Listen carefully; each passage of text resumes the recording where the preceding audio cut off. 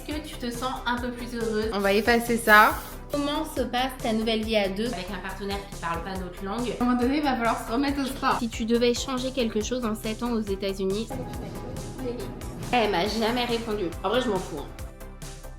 Retournerais-tu en France? On est censé apprendre à se connaître. Je suis allée dans cette enseigne. Es-tu toujours en contact avec tes host family? Et bah, le temps, c'est de l'argent, hein, les gars. Comment gères-tu ton budget? C'est beaucoup plus agréable. Coucou tout le monde et bienvenue dans un nouveau vlog. Figurez-vous que j'ai fêté mes 7 ans aux États-Unis, les gars. 7 ans. Est-ce qu'on n'est pas choqués? Ça fait 7 ans que j'habite aux États-Unis. Donc je crois que la date exacte, si je ne me trompe pas, et ça je pourrais le retrouver facilement, mais bon, j'ai fait tellement de dossiers d'immigration que j'ai la date en tête. C'était le 3 septembre 2018 que je suis arrivée sur le territoire américain. Pas pour la première fois, mais pour m'y installer et que je ne suis jamais repartie. En l'honneur de mes 7 ans aux États-Unis, je vous ai mis une petite boîte à questions sur mon Instagram où vous m'avez posé toutes vos questions. Donc, je vais y répondre aujourd'hui. On va passer la journée ensemble. Ça va être un petit vlog où je réponds à des questions au fur et à mesure de la journée, tout simplement. Je commence bien évidemment par me faire un café, j'ai envie de vous dire. Comment peut-on commencer la journée à part par ça?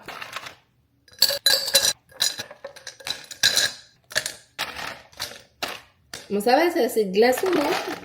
Je suis assez américaine. Après 7 ans ici, on commence à prendre des habitudes.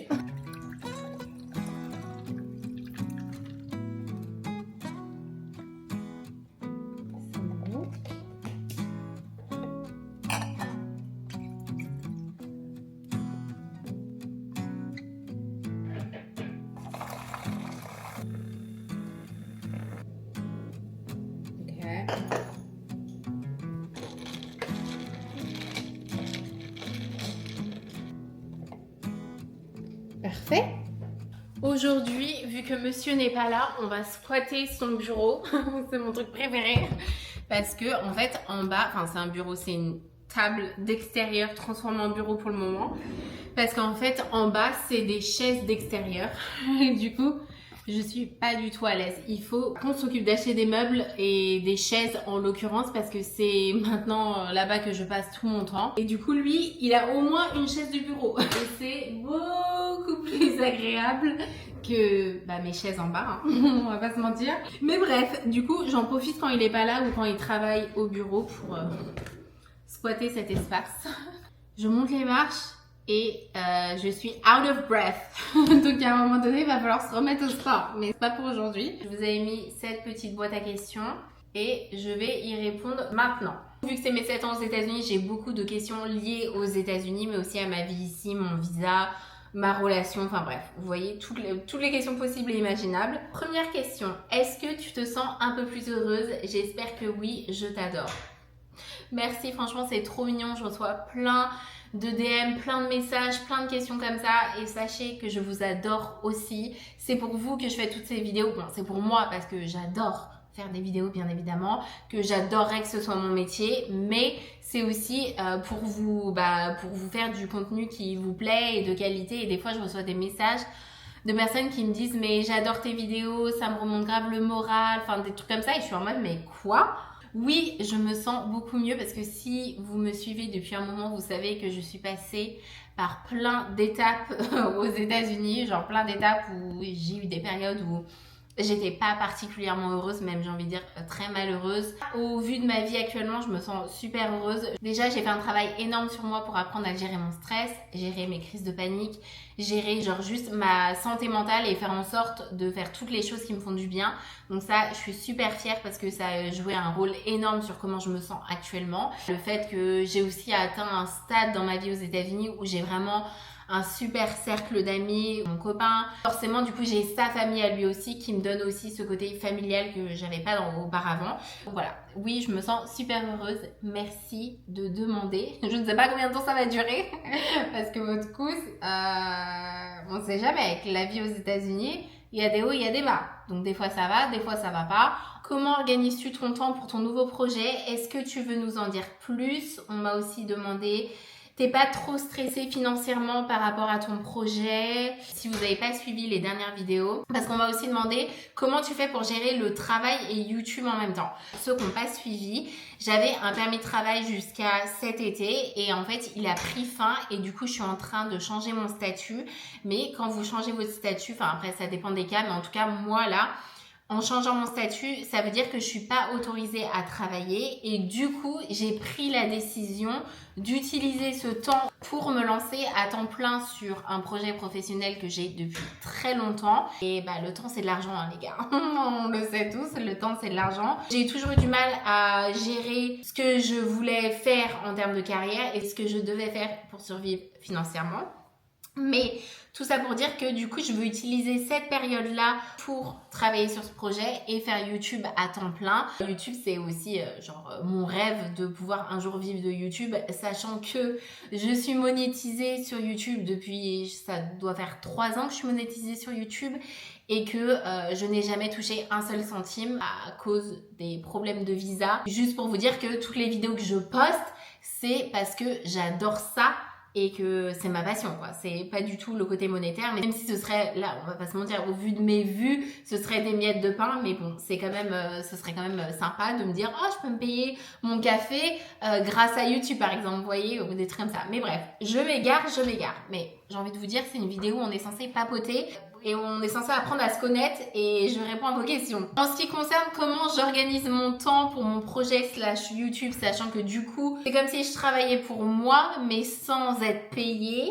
Ce projet, c'est juste le préparer en amont pour quand je peux travailler. Et YouTube, de toute façon YouTube c'est tout simplement filmer, monter les vidéos et les poster. Ça prend énormément de temps, mais ça de toute façon vous le savez déjà. Mais en gros, comment je m'organise, c'est simple parce que là, on est dimanche et le dimanche, du coup, j'ai commencé mes nouveaux horaires officiellement début septembre. Donc, c'est vrai que j'ai pas encore la meilleure organisation. De base, je m'étais dit un truc avec heure par heure et ça ne fonctionne pas. Donc là, cette dernière semaine, j'ai changé. Enfin bref, j'ai pas encore la meilleure organisation. Je dois filmer et monter et poster du coup 2 vidéos par semaine, donc ça c'est ce qui concerne YouTube. Et ensuite je fais tous les dimanches une to-do list de tous les trucs que je veux faire en rapport avec mon projet. Donc c'est comme ça que je m'organise. Mais le plus important dans tout ça, c'est que j'ai vraiment une règle, c'est que je suis obligée de passer 9 heures par jour à travailler parce que comme je vous l'ai dit, c'est pas des vacances. Je sais exactement combien d'argent je perds toutes les semaines, enfin tous les jours, toutes les semaines, tous les mois à travailler sur ce projet et en fait je m'autofinance. Genre je me paye du temps. Vous savez, j'ai quand même des factures, je dois quand même payer mes factures en fait, tout simplement, même si on vit à 2. Donc voilà, ma règle numéro 1, c'est que je dois passer 9 heures par jour à travailler et ça veut dire travailler sur mon projet, vlogger, monter mes vidéos, les poster, enfin tout ce qui concerne soit YouTube, soit le projet. C'est 9 heures par jour. Pourquoi 9 heures? C'est parce que c'est ce que je passais au minimum quand je travaillais. Là, cette année, c'est ce que je passais au minimum au travail.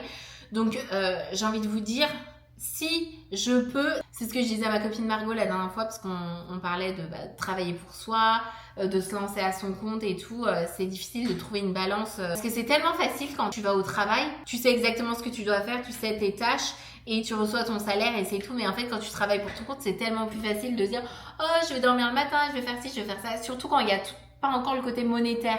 Comme là, dans ma situation où je fais pas d'argent sur YouTube et que mon projet, il est toujours pas lancé quoi. Donc, du coup, c'est compliqué du coup de se motiver. C'est vraiment la règle que je me suis fixée. C'est 9 heures par jour parce que je me dis, si je peux passer 9 heures par jour, 10 heures par jour, 11 heures par jour des fois, dans un travail qui m'apporte rien à part du stress. Pourquoi je pourrais pas passer 9 heures par jour dans un projet qui me rend trop heureuse quoi. Donc voilà, c'est vraiment la seule règle que je me suis fixée. J'ai pas vraiment d'objectif ou quoi que ce soit, c'est juste cette année on essaye d'avancer quelque part.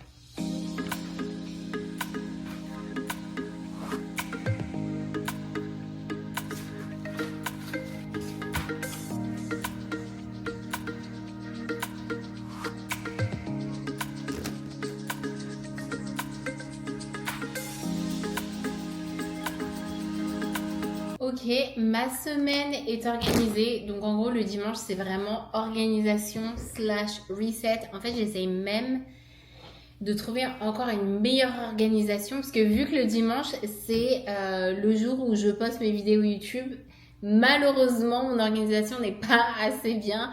Le dimanche, je suis toujours obligée de passer au moins 3 heures à soit finaliser ma vidéo, faire la miniature, faire des trucs par rapport à la vidéo.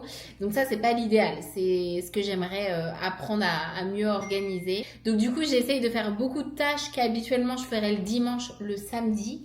Mais bref, jusqu'à présent, le dimanche, c'est vraiment en mode ménage, reset, organisation pour commencer la semaine du meilleur moyen possible. Moi, pour que je me sente bien, il faut que mon appartement soit rangé, il faut qu'il soit propre. Il faut que la lessive soit faite et que le linge soit plié. Il faut que je sache exactement ce à quoi va ressembler ma semaine du lundi au dimanche, heure par heure. Donc, vous voyez, bref, le dimanche, c'est organisation. Le fait est que là, j'ai une migraine. En ce moment, j'ai grave des migraines et pourtant, je dors beaucoup mieux. Vraiment, je ne sais pas c'est dû à quoi parce que mon sommeil est beaucoup mieux qu'avant. Tout ça pour dire que il est temps que j'arrête d'être sur mon ordinateur. Donc, ma semaine est organisée, ça c'est très bien. Habituellement, je fais le ménage, je fais mes courses, je fais ma meal prep. Mais là, j'ai pas du tout envie, sachant que je vlog. Donc, je pense que je vais prendre mes clics et mes claques et que je vais aller en ville me chercher un petit smoothie, un petit jus, je sais pas. J'ai envie d'aller faire un tour dehors, ça va me faire du bien. En plus, il fait beau. Quelle température, par contre? À Philly, il y a du ciel bleu tout le temps, mais il fait pas forcément bon. Ah, d'accord. Il fait 29 degrés. 29 degrés. Et on est en automne. Vous voyez quand je vous dis que je fais ma série spéciale automne, mais que ça n'a pas de sens au vu des températures dehors. Ok, je me suis changée rapidement parce que 29 degrés, on peut pas sortir dehors en pull. Je me suis rendu compte que j'étais un peu trop américaine sur les bords et que j'aime quand il fait froid chez moi. Idéalement, chez moi, je veux qu'il fasse 18 degrés, ok? Genre vraiment, je me sens trop bien quand il fait froid chez moi. J'adore quand il fait froid la nuit, j'adore quand il fait froid la journée, que je puisse porter un pull. Donc, voilà. Je sais pas pourquoi je vous dis ça, mais pour justifier le fait que je portais un pull il y a 2 minutes alors qu'il fait 29 degrés dehors. Bref, on va répondre à une petite question avant que je parte. Comment gères-tu ton budget? Je veux pas me lancer des fleurs, mais je trouve que en termes financiers, je gère extrêmement bien mon budget. D'ailleurs, comme ça que j'ai réussi à payer des études à 50 000 boules. Le meilleur moyen que j'ai toujours trouvé, c'est d'avoir une page Notion où tout est vraiment noté au centime près. Après, je sais qu'il y en a beaucoup qui n'aimeraient pas, mais moi, je sais exactement au centime près combien je peux m'autoriser en termes de loisirs, en termes de sorties, par rapport à ce que je gagne. En fait, je ne m'autorise pas de choses que je ne peux pas me permettre financièrement. Si je dois taper dans mes économies, ça m'est déjà arrivé d'être certains mois où c'était un peu plus ric-rac que d'autres et du coup, je dois taper dans mes économies. C'est de l'argent que je me rembourse. C'est-à-dire que j'ai toujours fonctionné en mode, ok, bah ce mois-ci, j'ai envie de m'acheter ça, mais genre...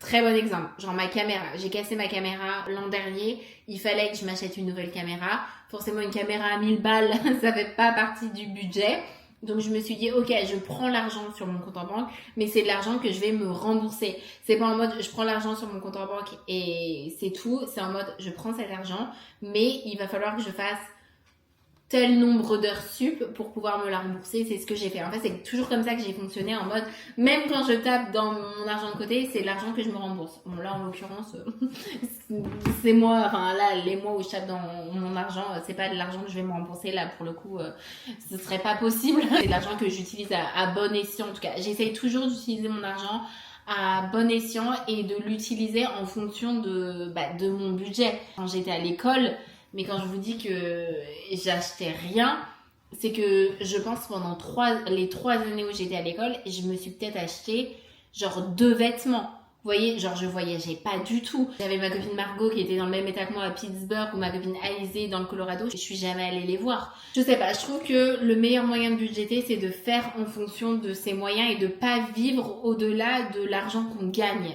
J'essaye toujours d'adapter mon mode de vie au salaire que je me fais. On est parti, on va aller se prendre un petit jus et ensuite on revient.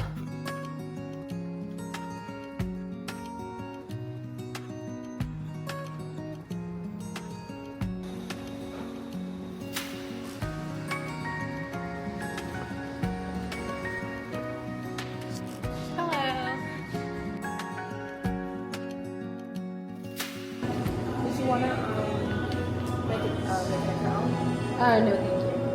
I got your necklace. Lily.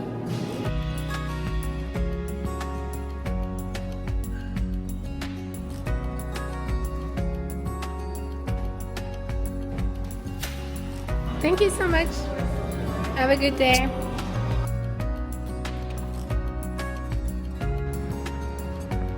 J'ai mon smoothie, du coup je suis allée dans cette enseigne qui s'appelle Pure Green.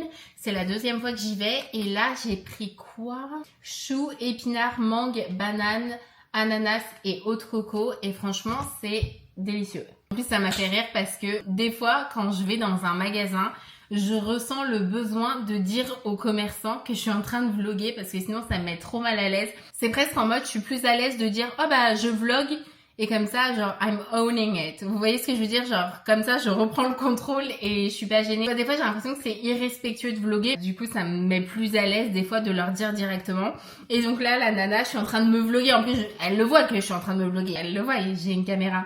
Mais je lui dis, oh, I'm vlogging. Elle me dit, oh, ok, that's ok. Genre en mode, tu fais ce que tu veux, cousine. Et elle m'a dit, oh, c'est un endroit où on a beaucoup de vlogueurs. J'ai dit, what? Je me suis dit, oh non. Je fais partie des vlogueurs les gars, je fais partie des vlogueurs. Mais bref, je vais me poser 5 minutes. En plus je suis contente parce que j'ai marché 30 minutes, donc c'était 15 minutes pour y aller, 15 minutes pour revenir. Sous 29 degrés, donc je me suis dit je vais rentrer, ma migraine elle va être multipliée par 100. Et en fait pas du tout. En fait tout ce que j'avais besoin c'est d'arrêter d'être sur l'ordinateur je crois. Donc bref, on va monter là-haut. Je me suis rechangée bien évidemment et on va se poser 5 minutes. Je vais répondre à quelques-unes de vos questions. Toutes les questions spécifiques aux États-Unis, je pense que je vais y répondre ce soir. Es-tu toujours en contact avec tes host family? Alors oui et non, parce que je suis toujours en contact avec ma deuxième host family, mais plus avec ma première. En gros, avec ma première host family, ça s'est pas très bien terminé, mais en fait, c'est fou parce qu'il n'y a rien eu de spécial.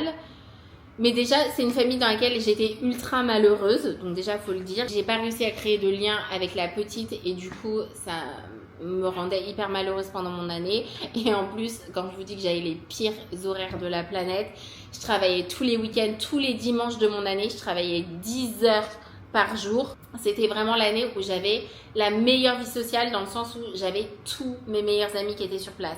Tiffen, Marie, Margot, Greg, Marine, enfin j'avais tout. La première année c'était vraiment l'année où il y avait le plus de fun parce que la deuxième année il y a le coco qui a tapé de toute façon.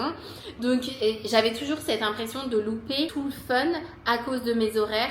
Je pense que j'ai regretté d'avoir fait le choix d'avoir des enfants en bas âge. J'étais pas bien dans la famille et pourtant Dieu seul sait à quel point ils essayaient de me mettre à l'aise. Ma host mom, elle avait presque mon âge les gars. On avait presque le même âge mais je sais pas. J'ai trouvé qu'elle avait pas été cool entre ce qu'il m'avait dit en termes d'emploi du temps, en termes de vivre ensemble et tout, et par rapport à la réalité, j'ai trouvé qu'ils n'avaient pas été honnêtes et du coup, j'ai pas réussi à passer outre. J'ai resté un petit peu en mode en colère et tout. C'était une très bonne professionnelle, on va dire, pas une très bonne au pair. Genre, je vivais un peu chez eux comme dans un hôtel, mais en termes de travail, de m'occuper des enfants, j'ai toujours fait un travail excellent. Donc, quand il en est venu à étendre ou pas, eux ils voulaient que j'étende avec eux, moi je ne voulais pas étendre avec eux mais je voulais absolument rester à Philly pour une multitude de raisons. Et du coup quand je leur ai dit que je voulais pas étendre avec eux mais pour rester dans la même ville, ce qui est pas commun, on va pas se mentir, en général les au-pairs c'est une super excuse de dire bah je veux une expérience dans une autre ville, dans un autre état et tout, sauf que moi c'est en mode je veux rester à Philly mais je veux pas rester chez vous. Du coup c'était un petit peu délicat et en plus en fait ce qui s'est passé c'est que du coup j'ai trouvé une famille à littéralement 15 ou 20 minutes de chez eux. Il s'est jamais rien passé, il n'y a jamais eu de dispute, ils ont jamais rien fait. C'était vraiment, on matchait pas en fait. Il y avait un décalage, on matchait pas. Mais ça a énormément blessé ma host mom parce que c'est bien de take accountability et c'est ce que je vais faire maintenant. En fait, je pense que ça a beaucoup blessé ma host mom que je ne fasse pas l'effort de venir les voir ou de venir voir les enfants plus souvent une fois que j'ai déménagé. En fait, ce qui s'est passé, c'est que j'étais tellement au bout du rouleau, les gars. Mais quand je vous dis j'étais au bout du rouleau, c'est même pas leur faute, c'était l'environnement, ma relation avec la petite, mes horaires. J'étais au fond du seau, littéralement. Genre, je peux même pas vous dire à quel point j'allais pas bien. Quand j'ai déménagé, que je suis passée dans une famille mais complètement différente, avec une dynamique familiale complètement différente qui me convenait beaucoup mieux, avec une host mom qui avait plus cette figure maternelle plutôt que amicale, et c'est plutôt la relation que je cherchais, le fait que les petites aillent à l'école, que j'ai beaucoup plus de temps pour moi, j'avais tous mes week-ends. En fait, je suis passée tellement de rien à tout que du coup, en fait, je sais pas, il y avait ce côté toxique de retourner les voir, et j'ai laissé passer le temps, et je pense que j'aurais tout simplement dû passer 2-3 fois voir les enfants et ça aurait un petit peu créé ce lien. Mais malheureusement, en fait, quand j'ai pris la décision que je vais quand même essayer d'entretenir cette relation, parce qu'en vrai, le bébé, elle est née une semaine après que je sois arrivée aux États-Unis. Je m'en suis occupée de ce bébé genre pendant 1 an tous les jours, et même si avec la petite de 3 ans, ça se passait pas forcément bien, mais avec le bébé, genre c'était vraiment mon bébé. Genre si vous êtes déjà occupé d'un bébé, enfin, passer toutes ces journées, en plus je faisais des journées de 10 heures au minimum, parce que pareil, le respect des règles, c'est pas dans toutes les familles d'accueil, mais du coup je passais vraiment toutes mes journées avec ce bébé, et du coup c'est vrai que par la suite, j'ai regretté de pas être allée plus souvent, parce qu'en fait, quand j'ai pris la décision, ok, là c'est bon, je suis installée dans ma nouvelle famille et tout, j'ai envie peut-être d'entretenir une relation avec eux, de passer voir la petite et tout, et c'est quand le Covid a tapé malheureusement, et du coup, c'était plus possible pendant des mois et des mois d'aller tout simplement passer du temps avec mon ancienne host family. C'était juste pas approprié qu'on se voit, et en fait après c'était trop tard, genre vraiment c'était trop tard. J'ai même vu leur au-pair après qui m'a dit que ma host mom elle était hyper blessée et tout, donc je sais pas, c'est pas la relation avec elle qui me manquerait, mais je sais pas, ça me laisse quand même un petit goût amer de me dire bon, j'aurais, en plus je lui avais envoyé, mais attendez, je lui avais envoyé un message à ma host mom, attendez, elle m'a jamais répondu. Ouais, enfin bref, en vrai je m'en fous, hein. Je tiens quand même à préciser que je m'en fous, ça n'a pas tant d'importance, j'ai pas du tout eu une bonne année avec eux, c'était plus en ce qui concerne le bébé, genre bref, ça aurait pu être sympa de garder contact et de les voir de temps en temps, mais bref, tout ça pour dire que en tout cas j'ai toujours contact avec ma deuxième host family, avec qui ça s'est beaucoup mieux passé. Ils étaient beaucoup plus respectueux, ils avaient une dynamique familiale qui me convenait beaucoup plus personnellement. On a vécu le Covid ensemble, c'était une famille dans laquelle je me sentais beaucoup mieux personnellement, et du coup j'ai toujours contact avec eux. On se voit pas aussi souvent que j'aimerais, mais c'est vrai qu'ils vivent dans la banlieue, moi j'ai pas de voiture, encore une fois des excuses, j'ai envie de vous dire, mais voilà, on se voit plusieurs fois par an. Les 2 années qui ont suivi mon départ en tant qu'au-pair, j'ai fait Noël avec eux, j'ai fait Thanksgiving avec eux, et puis après voilà, je me suis mis avec mon copain, donc forcément c'est des périodes que c'est pas j'ai tendance, c'est que je passe ces périodes-là avec mon copain du coup. En tout cas, c'est tout pour mes host family. Très bonne relation avec ma deuxième, inexistante avec ma première, on va dire. Ensuite, combien as-tu dépensé en visa? Je pense que la personne me demande ça parce qu'il y a un de mes vlogs où je disais mais j'ai dépensé des milliers d'euros en visa. Oula. Donc juste en frais de visa, demande de visa / changement de statut, parce que je suis passée par pas mal de visas différents. Forcément, à chaque fois que vous faites une demande d'un visa différent, ça vient avec des frais. Donc juste les frais de visa, c'était à peu près 3500. Je crois que c'est entre 3000 et 3500. J'ai pas le chiffre au centime près. Et ça, c'est sans compter les frais d'avocat. Parce que les frais d'avocat, on n'est pas sur le même coût forcément. Et du coup, ça monte à beaucoup plus que 3500. Mais juste en frais de visa, c'est à peu près 3500. Évidemment, qui dit dimanche dit ménage, donc on va s'attaquer à la lessive. J'ai tout lavé et je vais changer les draps aussi. Donc on va faire un petit avant-après. Avant, après, nickel. Ensuite, il faut qu'on s'occupe de ce tableau parce que de base, je m'étais dit oui, ça va être parfait, je vais noter à chaque fois que j'ai une leçon d'anglais, je vais noter les mots sur lesquels il faut que je travaille. Ça fait des semaines et des mois que c'est noté là et ça ne fonctionne pas. Donc j'ai une autre idée. On va effacer ça. Si ça ne marche pas, on se doit de trouver un autre système, enfin genre de lui donner une autre utilité à ce tableau. Étant donné que mon copain essaye d'apprendre le français, parce que forcément il est avec une française, donc ça va de soi. Aussi le fait que j'ai pas prévu de continuer à traduire pour le reste de ma vie, à chaque fois qu'il est avec ma famille ou que ma famille est avec sa famille, enfin bref. Il faut qu'il parle français le cause. En fait avec mon copain on a commencé un système où Chaque semaine, on se donne chacun 3 mots. Donc lui, vu qu'il est vraiment débutant en français, bah, je lui donne des mots basiques. Et moi, en général, c'est plus soit c'est les mots que je connais déjà, mais que je n'utilise pas forcément dans mon vocabulaire. Parce qu'en fait, c'est ça le problème, c'est que je vais toujours vers les mêmes mots et c'est des mots qui sont très basiques. Et du coup, j'ai envie d'un peu de toute façon, je vous en ai déjà parlé 1000 fois, mais d'améliorer un petit peu comment je m'exprime, mon vocabulaire et tout. Donc c'est comme ça qu'on s'entraide. Donc je me dis, ça pourrait être pas mal qu'on se serve de ce tableau pour ça, non? Qu'est-ce qu'on en pense?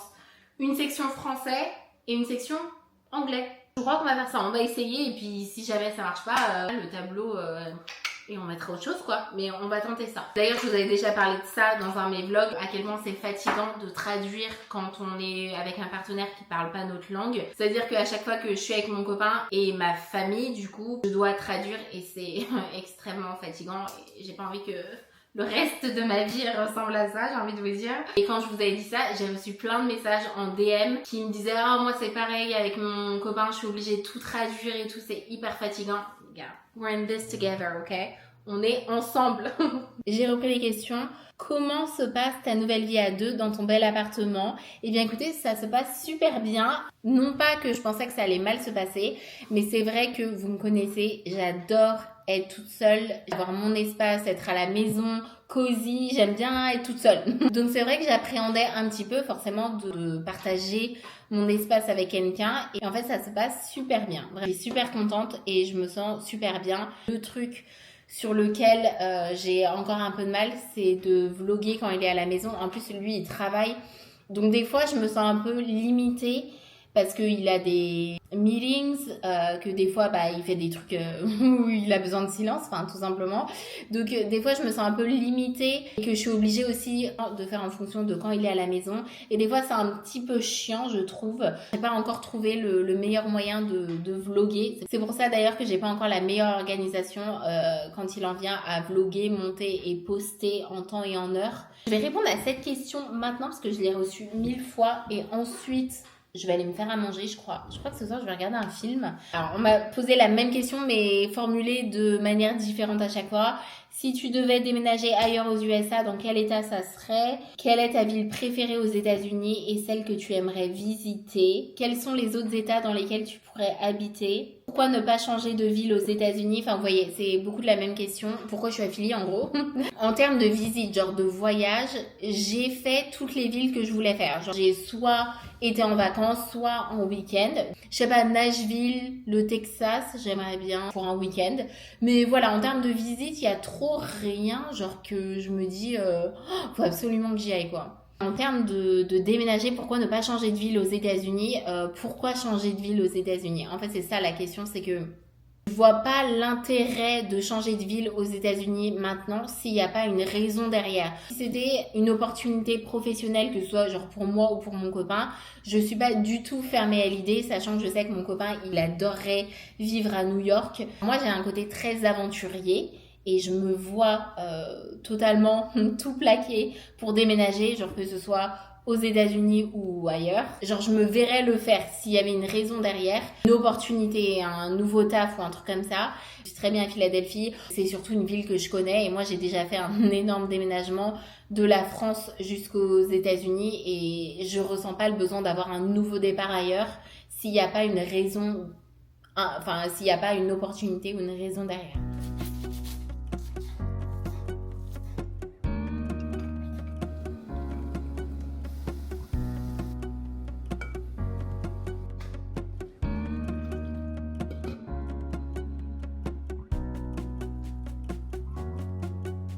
Dinner time.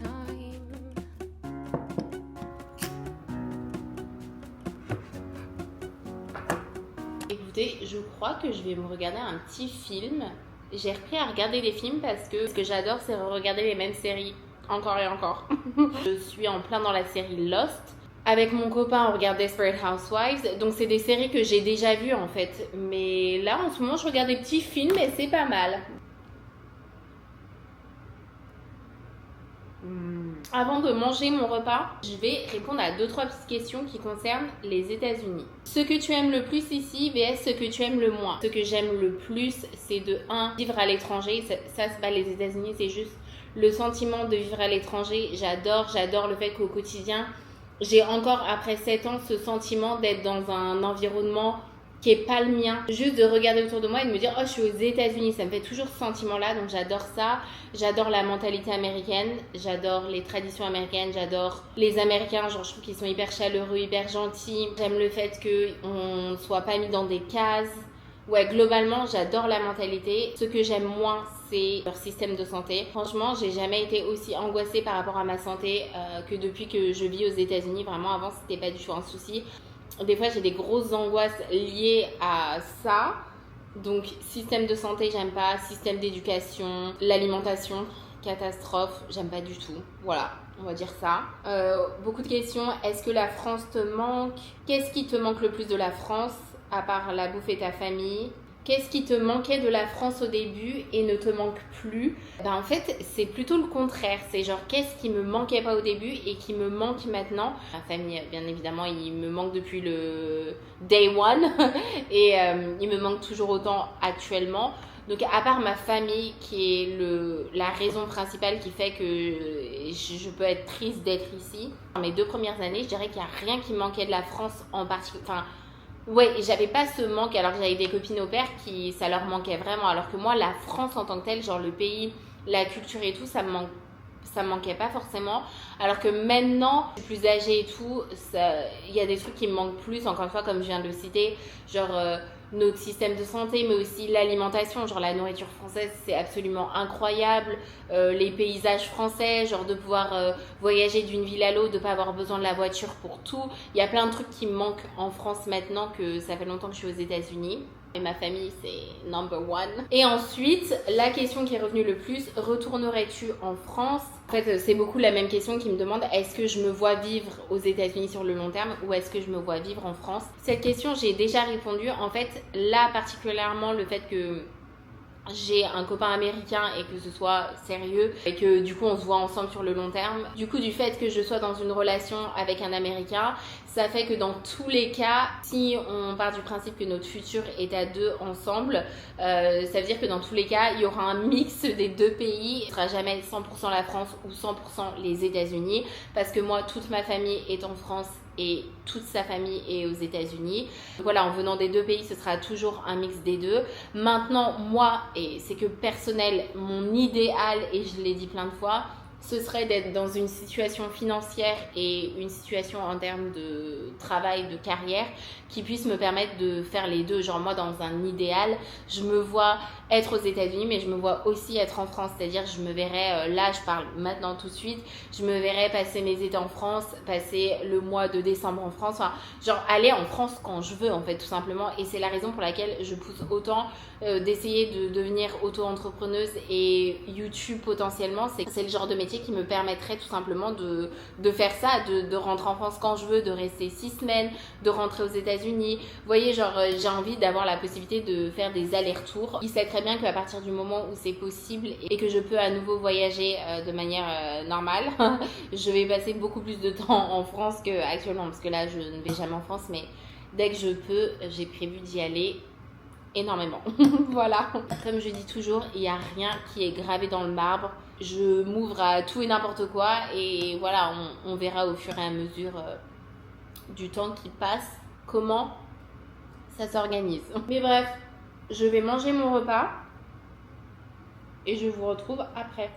Écoutez, je m'apprête à faire ma petite routine du soir, mais je me suis dit que pour la dernière question, j'allais répondre à celle-ci qui dit: si tu devais changer quelque chose en 7 ans aux États-Unis, ce serait quoi? J'y pense souvent et c'est un truc que je pouvais dire à la moi de il y a genre 5 ans, enfin quand je me suis installée aux États-Unis, mes années d'au pair, mes études et tout, c'était vraiment des périodes où j'étais tellement perdue, je me sentais tellement coupable, j'étais tellement stressée et tout, genre je me sentais tellement pas bien. Si je pouvais changer quelque chose, c'est vraiment prendre du recul. Il n'y a pas besoin de se rendre malade, il n'y a pas besoin de stresser autant. Genre maintenant, j'arrive tellement à prendre du recul quand ça va pas. J'alimentais mon mal-être et ma négativité à cette époque-là. C'est le truc que si je pouvais changer, c'est de me dire, mais en fait, je vous jure les gars, si vous êtes dans une période où ça va pas, où vous êtes stressé, ou vraiment genre vous arrivez pas à voir le bout du tunnel, on passe par des moments où on n'est pas bien, mais ça définit pas qui on est et ça définit pas comment on va se sentir pendant les 5 prochaines années. C'est que tout change. Maintenant, j'arrive tellement à apprécier ma vie parce que je suis passée par toutes ces étapes où j'ai galéré. Mais bref, sur ces belles paroles, n'hésitez pas à me laisser un petit commentaire si vous en avez envie. Si vous avez des questions du coup par rapport à ce que je viens de dire ou par rapport à tout et n'importe quoi, n'hésitez pas à les mettre en commentaire. Je vous laisse mon Instagram juste ici au cas où vous voulez suivre un petit peu mes aventures au quotidien. En tout cas, je vous fais des gros bisous et je vous dis à dimanche pour un... En gros, j'ai vlogué toute ma semaine, donc normalement ça va être une semaine avec moi. Voilà, bisous.